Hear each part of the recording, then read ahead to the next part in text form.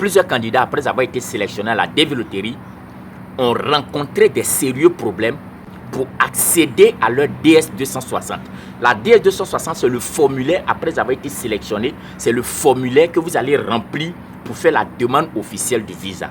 Et plusieurs candidats, après avoir été sélectionnés, ont eu du mal à accéder à cette DS parce que les informations qui ont été mises à l'inscription ne concordaient pas avec les informations données. Et après avoir écouté beaucoup de candidats et même essayé d'aider certaines personnes pour retrouver leurs informations, ces personnes-là ont été obligées de retourner vers ces groupes pour essayer de voir comment faire pour accéder, comment faire pour retrouver ces informations.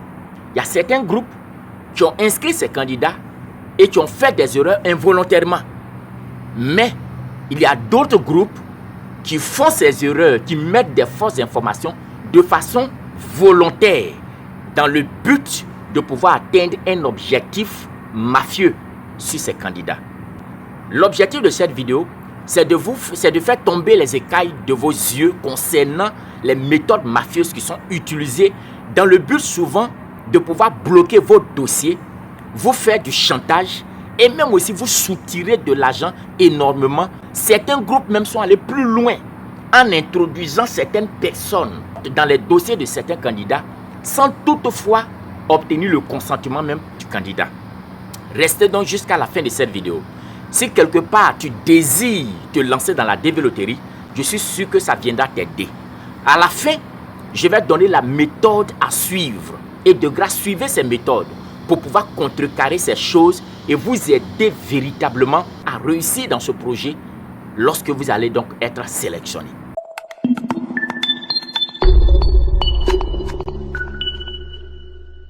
Shalom, shalom, moi c'est le frère Joël Kwame. C'est avec un réel plaisir encore d'être avec vous sur ma chaîne Dieu dans nos affaires. Sur cette chaîne, nous parlons de l'immigration américaine, principalement la développerie. Mais nous touchons également aussi les visas visiteurs, les visas études, dans le but de pouvoir aider le maximum de personnes. La particularité que nous avons, c'est que nous voulons te montrer à toi, candidat, qui désire investir dans ce domaine, que pour réussir certainement, il faut mettre Dieu au devant de tout ce que tu fais. Et c'est ainsi que tu réussiras. C'est pourquoi sur cette chaîne, il y a des vidéos qui touchent le côté spirituel et qui montrent comment impliquer Dieu dans nos affaires. Va regarder cela, ça va véritablement apporter un déblocage dans ta vie et dans tes dossiers. Que Dieu te bénisse. Aujourd'hui, c'est la troisième partie de notre série de vidéos concernant les inscriptions à venir. Si tu désires t'inscrire à la développerie, nous avons déjà commencé 2 précédentes vidéos. Et aujourd'hui, ça c'est la troisième. Nous voulons parler un peu de certains groupes mafieux qui utilisent des méthodes pas commodes dans le but de pouvoir soutirer énormément de l'argent, dans le but de pouvoir faire du chantage à un candidat, dans le but de d'amener ce candidat à être à leur merci et dépendre d'eux dans tout. Non pas de leur propre volonté, mais parce qu'ils sont obligés par certaines choses. Avant toutefois donc de partir dans le vif du sujet, je m'avais encore dit que pour toutes ces personnes qui désirent s'inscrire auprès de nous, partez sur le site www.dieudansnosaffaires.com. Dans la partie, dans le module concernant développerie, vous pouvez entrer par là, vous allez donc nous joindre. Ou bien vous partez directement sur Google, vous écrivez Dieu dans nos affaires.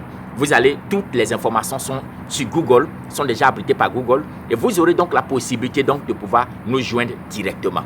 Que Dieu bénisse. Donc comme je le disais, aujourd'hui, nous allons toucher un point très essentiel qui arrive à plusieurs candidats lorsqu'ils sont sélectionnés. Vous savez, en 2016, j'ai une connaissance, j'ai un monsieur que je connaissais très bien, qui a été sélectionné à la développerie.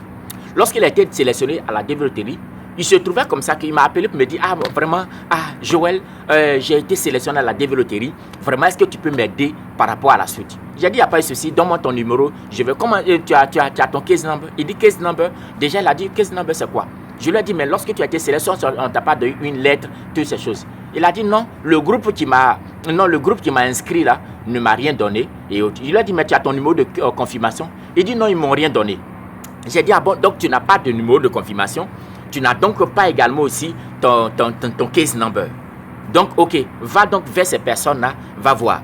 Alors, ce dernier coup, il va donc rencontrer le groupe pour leur dire, mais tiens, celui qui veut me suivre par rapport au dossier me dit que non, il y a un certain case number que vous devez me donner, il y a aussi un numéro de confirmation que vous devez me donner. Et c'est là maintenant qu'il apprend, le groupe lui dit non, nous, chez nous ici, comme c'est nous, on t'a inscrit, nous-mêmes, on bloque le numéro de confirmation, de sorte que quand tu as été sélectionné, tu reviennes vers nous. Il a dit, il n'y a pas de souci, même si c'est pour faire le dossier, il n'y a pas de souci. Mais combien? Il lui demande donc 3 millions. 3 millions pour faire le dossier. Il dit, mais je n'ai pas 3 millions. Voici moi-même, je n'arrive même pas à trouver de l'argent. Comment faire pour pouvoir joindre les deux bouts?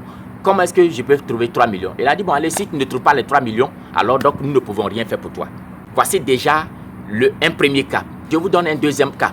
Ce dernier, lui, il est allé s'inscrire. Lorsqu'on finit de l'inscrire, on lui donne même son numéro de confirmation. Il a même payé ses frais et il est rentré chez lui.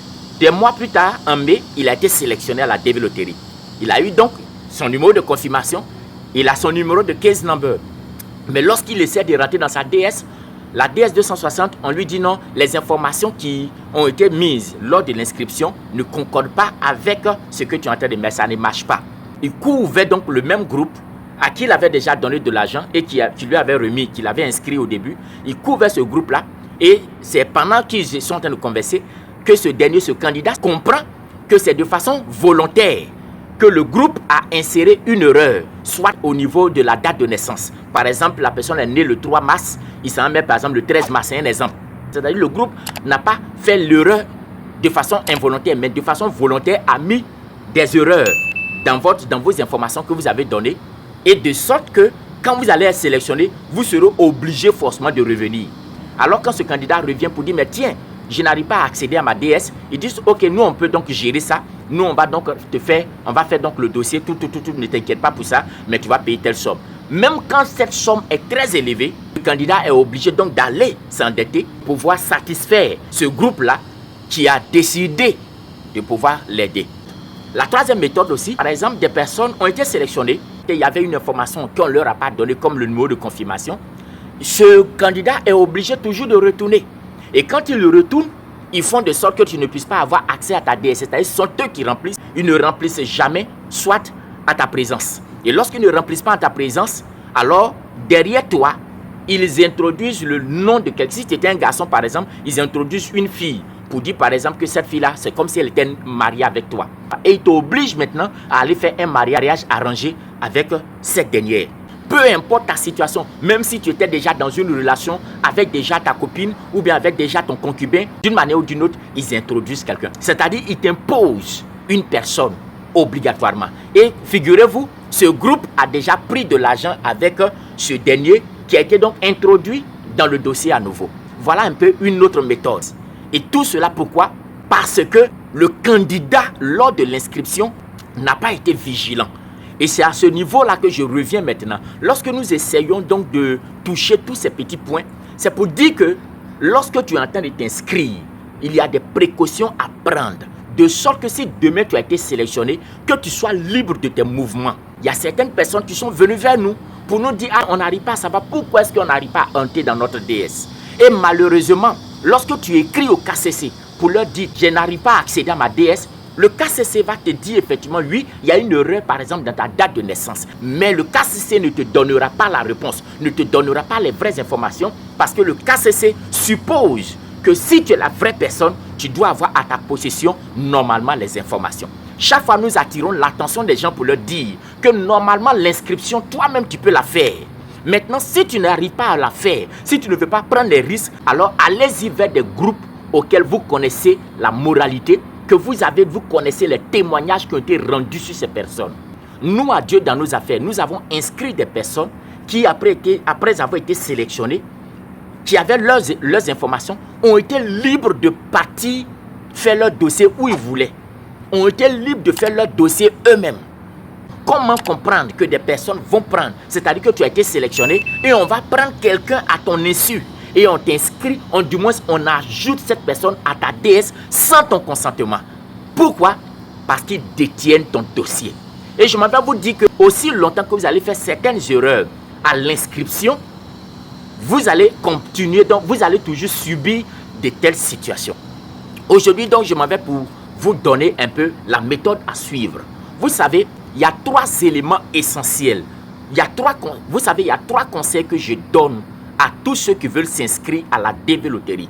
Si tu ne connais pas la moralité de ces personnes qui vont t'inscrire, le premier conseil que je vais donner à tous ceux qui veulent s'inscrire à la développerie et pouvoir réussir dans ce projet, aller de façon volontaire où ils veulent aller, être libre de pouvoir suivre qui ils veulent suivre et aller obtenir leur visa, le premier conseil que je donne, c'est qu'il faudrait exiger que tu puisses regarder les informations qu'il est en train d'utiliser pour pouvoir mettre dans le système.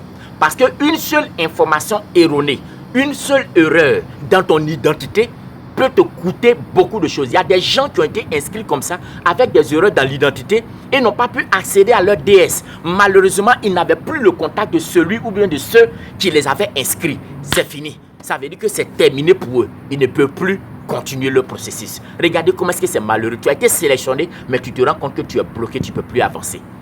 Donc, exige de pouvoir être assis auprès de celui qui a été inscrit là et de pouvoir regarder les informations qu'il est en train de mettre. S'il est de bonne moralité, il ne refusera pas que tu viennes t'asseoir auprès de lui pour qu'il t'inscrive et que tu regardes les informations qui sont en train d'être utilisées pour l'inscription. Ça, c'est le premier conseil que je donne. Maintenant, avant toutefois de partir au deuxième conseil, si tu n'es pas encore abonné à cette chaîne, vous voyez, il y a plusieurs informations qui viennent dans le but de pouvoir aider beaucoup de personnes dans leur projet. N'oublie surtout pas de me laisser un simple like. Ça ne te coûtera pas 5 francs. Mais également aussi, si tu n'étais pas encore abonné, abonne-toi. Ça va encore t'aider. Il y a plusieurs messages que nous avons donnés qui ont aidé beaucoup de personnes à faire leur dossier et venir aux États-Unis. Voilà, donc ça c'était donc le premier. Ça c'était le premier point. Le deuxième point que je veux toucher, le deuxième conseil que je veux donner, c'est que quand tu seras en train de t'inscrire, il faut exiger que tu sois inscrit avec ton propre email. Des gens se sont fait duper comme ça. Ils ont donné leur email à ce dernier, mais en inscrivant, la personne avait déjà lui-même son propre email à lui qu'il prenait, paf, et qu'il les inscrivait sous prétexte que comme ça lui donne plus de temps pour vite finir. Non, ce n'est pas une histoire de vite finir. Il s'agit de faire de très bonnes inscriptions. Et l'une des bonnes inscriptions, c'est lorsque tu t'es inscrit avec ton propre email. Parce que si quelque part, tu n'arrives pas à retrouver tes informations, ou bien tu as perdu ton numéro de confirmation, avec ton email, tu peux quand même retrouver certaines de ces informations. Donc c'est très important. Il faut exiger, en même temps que tu es en train de regarder les informations pour ton inscription, exige qu'on puisse t'inscrire avec ton email. Toutes les personnes que nous avons inscrites, nous avons utilisé leur propre email. Ces personnes peuvent aller vérifier. Au jour d'aujourd'hui, il n'y a pas une seule personne pour laquelle nous avons pris nous-mêmes notre propre email pour pouvoir les inscrire. Ça, c'est le deuxième conseil. Il faut exiger que ce soit ton propre email qui soit utilisé lors de l'inscription. Troisième conseil que nous donnons, lorsque tu as fini d'être inscrit, il faut exiger qu'on puisse imprimer directement la fiche et te donner. S'ils n'ont pas d'imprimante et autres, tu peux prendre ton appareil, tu prends la photo toi-même des informations complètes qui sont données. Et puis tu t'en vas avec ça. Arrivé là-bas, toi-même, tu notes très bien quelque part et tu gardes tes informations. Mais je veux te dire que voici 3 précautions importantes à suivre si tu espères être sélectionné et puis réussir à la fin. Pouvoir continuer de tes propres ailes ou bien être libre de tes mouvements. Voici 3 précautions à suivre. Beaucoup de candidats n'ont pas été vigilants lors de leur inscription et ça les a rattrapés. Ça les a rattrapés devant. J'ai parlé de plusieurs personnes qui m'ont contacté. Il y a plusieurs personnes que nous avons pu aider d'une manière ou d'une autre. Nous avons pu retrouver leurs informations par nos méthodes. Mais il y a d'autres que nous n'avons jamais pu retrouver leurs informations.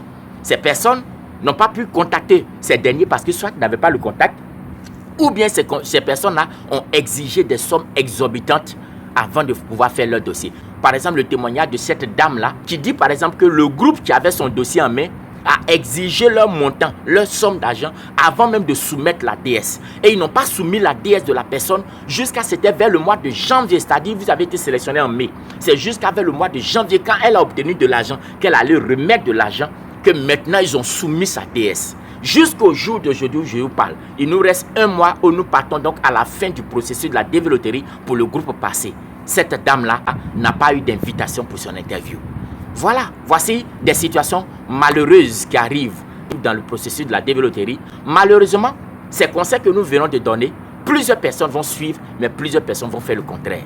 Bon, ça sera donc à leur risque et péril. Pour moi, c'était donc déjà le temps nécessaire pour pouvoir attirer votre attention pour que vous preniez les dispositions nécessaires. Que Dieu vous bénisse. Donc, sur ce, si tu n'es pas encore abonné, abonne-toi, like cette vidéo, Si tu connaissais quelqu'un qui était dans une telle situation, n'oublie pas de mettre cela aussi en commentaire. Ça va aider certaines personnes. Que Dieu vous bénisse. À la prochaine.